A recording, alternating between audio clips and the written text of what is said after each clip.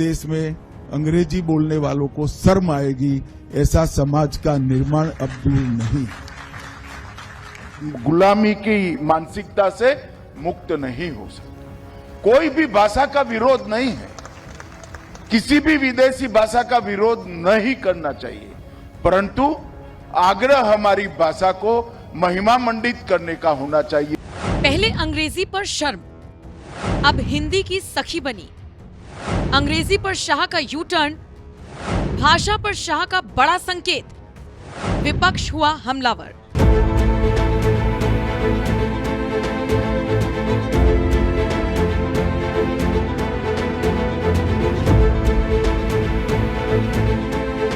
देश में भाषा केवल संवाद का जरिया नहीं है, बल्कि पहचान है भारतीय कल्चर की, भारतीय संस्कृति की। यही भाषा कभी कभी राजनीतिक हथियार भी बन जाती है। अगर भाषा का जिक्र राजनेता ने किया है तो बवाल होना तय है। भाषा पर दिया गया बयान केवल बयान नहीं रह जाता, उसके मायने गहरे निकलते हैं। कुछ ऐसा ही हुआ केंद्रीय गृह मंत्री अमित शाह के साथ। उन्होंने अंग्रेजी पर बयान तो दे दिया, लेकिन उनके बयान ने सियासी हलकों में एक नई बहस को जन्म दे दिया। उन्होंने कहा था कि जल्द ही देश में ऐसा वक्त आएगा जब अंग्रेजी बोलने वालों को शर्म आएगी, लेकिन अब वो अपने इस स्टैंड से हटते दिखे। उन्होंने कहा कि किसी भी विदेशी भाषा का विरोध नहीं है और ना ही किसी को विरोध करना चाहिए, लेकिन अपनी भाषा पर गौरव जरूर करना चाहिए। कोई भी भाषा का विरोध नहीं है, किसी भी विदेशी भाषा का विरोध नहीं करना चाहिए, परंतु आग्रह हमारी भाषा को महिमा मंडित करने का होना चाहिए। आग्रह हमारी भाषा को बोलने का होना चाहिए, हमारी भाषा में सोचने का करना चाहिए। और पूर्णतः विकसित राष्ट्र की संकल्पना तभी हो सकती है जब विरासत को परिभाषित करने का भाषा एकमात्र माध्यम है, इसका महिमा मंडन हो। दरअसल 19 जून को दिल्ली में एक कार्यक्रम में अमित शाह ने कहा था कि जो लोग अंग्रेजी बोलते हैं उन्हें जल्द ही शर्म आएगी। मेरी बात ध्यान से सुनना। हम सब के जीवन में इस देश में अंग्रेजी बोलने वालों को शर्म आएगी, ऐसा समाज का निर्माण अब दूर नहीं।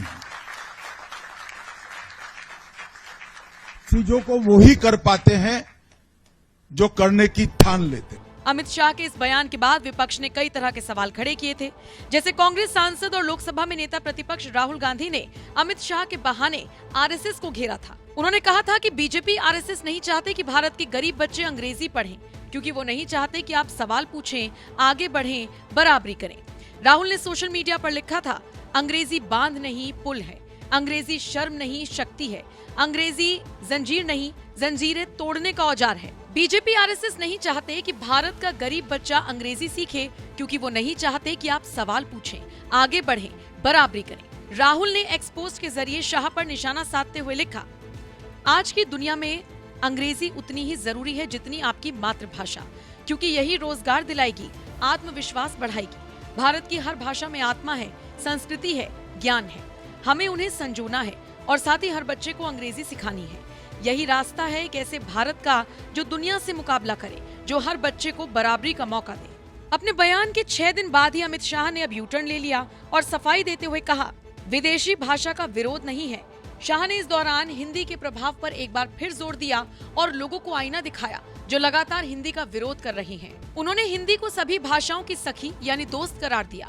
अमित शाह का बयान ऐसे वक्त में आया है जब महाराष्ट्र और तमिलनाडु में हिंदी को लेकर राजनीतिक विरोध हो रहा है।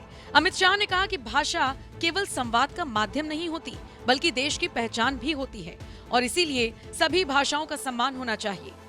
गुलामी की मानसिकता से मुक्ति ये बहुत महत्वपूर्ण प्रण है। कोई भी भाषा का विरोध नहीं है, किसी भी विदेशी भाषा का विरोध नहीं करना चाहिए, परंतु आग्रह हमारी भाषा को महिमा मंडित करने का होना चाहिए। आग्रह हमारी भाषा को बोलने का होना चाहिए। भाषा सिर्फ संवाद का माध्यम नहीं होती, एक राष्ट्र की आत्मा होती है। इसके साथ साथ अमित शाह ने सभी भाषाओं को साथ लेकर चलने का संदेश भी दिया। उनके इस संदेश में कई संकेत छुपे थे, जैसे सरकारी कामकाज, तकनीकी शिक्षा और पब्लिक सेक्टर में काम हिंदी और अन्य भारतीय भाषाओं में हो। पहले तो मैं राजभाषा हिंदी और भारतीय भाषाओं के जितने भी प्रेमी हैं, वो सभी को देश भर में जहां कब पर भी बैठे हैं, वो सभी को बहुत बहुत बधाई देना चाहता हूं, क्योंकि आज दिन है राजभाषा विभाग की स्वर्ण जयंती समारोह। 50 साल पहले 1975 से लेकर 2025 तक की ये यात्रा, जब भारत की आजादी की शताब्दी होगी, तब मुझे विश्वास है कि भारत के स्वाभिमान के पुनः जागरण के जितने भी प्रयास हुए हैं, वो सभी प्रयासों के इतिहास में राजभाषा का नाम स्वर्णिम अक्षरों से अंकित कर दिया जाए। अब एक तरफ अमित शाह हिंदी के साथ साथ बाकी भारतीय भाषाओं की अहमियत पर जोर दे रहे हैं, तो दूसरी ओर हिंदी के सवाल पर महाराष्ट्र में ठाकरे बंधुओं का मूड बिगड़ जाता है। राज ठाकरे ने ऐलान किया कि 6 जुलाई को मुंबई में गिरगांव चौपाटी से आजाद मैदान तक एक विशाल मराठी अस्मिता मार्च निकाला जाएगा। उन्होंने कहा, भाषा पर कोई जबरदस्ती बर्दाश्त नहीं की जाएगी। तो वहीं राज ठाकरे के साथ साथ शिवसेना यूबीटी के अध्यक्ष उद्धव ठाकरे ने भी सरकार पर हिंदी थोपने का आरोप लगाया। उन्होंने कहा, बीजेपी भाषा के आधार पर लोगों में विभाजन पैदा करने की कोशिश कर रही है और सत्तारूढ़ पार्टी महाराष्ट्र में लैंग्वेज इमरजेंसी लगा रही है। हमारी पार्टी हिंदी के विरोध में नहीं है, लेकिन मुख्य तौर पर मराठी भाषी राज्य में इसे लागू करने के खिलाफ है। हम किसी भाषा का विरोध या नफरत नहीं करते, लेकिन इसका मतलब ये नहीं कि हम किसी भी भाषा को लागू करने की इजाजत देंगे। क्या भाषा को किसी इजाजत की जरूरत है? क्या भाषा राजनीतिक स्वीकृति की मोहताज है? दरअसल महाराष्ट्र में मनसे प्रमुख राज ठाकरे के लिए मराठी हमेशा राजनीतिक एजेंडा रही है। महाराष्ट्र में विरोध इसलिए भी है क्योंकि महाराष्ट्र के शिक्षा बोर्ड में मराठी और इंग्लिश के साथ तीसरी भाषा के रूप में हिंदी को अनिवार्य किया गया था। सरकार के आदेश में कहा गया था कि अब से कक्षा 1 से 5 तक मराठी और अंग्रेजी माध्यम के स्कूलों में तीसरी भाषा के रूप में हिंदी पढ़ाई जाएगी। सरकार के इस फैसले के खिलाफ राज ठाकरे ने बवाल काट दिया था।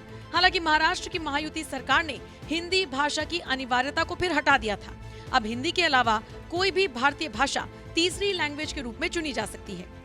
एक तरफ राज ठाकरे और उद्धव ठाकरे कहते हैं कि हमें हिंदी से बैर नहीं, दूसरी तरफ हिंदी बोलने वालों की खैर नहीं। हिंदी भाषियों को मारते हैं, पीटते हैं, धमकाते हैं और तो और हिंदी की किताबें भी जलाते हैं। बात सिर्फ महाराष्ट्र की ही नहीं है, तमिलनाडु और कर्नाटक का भी यही हाल है। जहां हिंदी का जिक्र भर हो जाता है, राजनीतिक एजेंडे के तहत ये फैलाया जाने लगता है कि क्षेत्रीय भाषा खतरे में पड़ जाएंगी। बहरहाल, आप भाषा को लेकर उपजे इस विवाद को कैसे देखते हैं, कमेंट करके अपनी राय जरूर दें।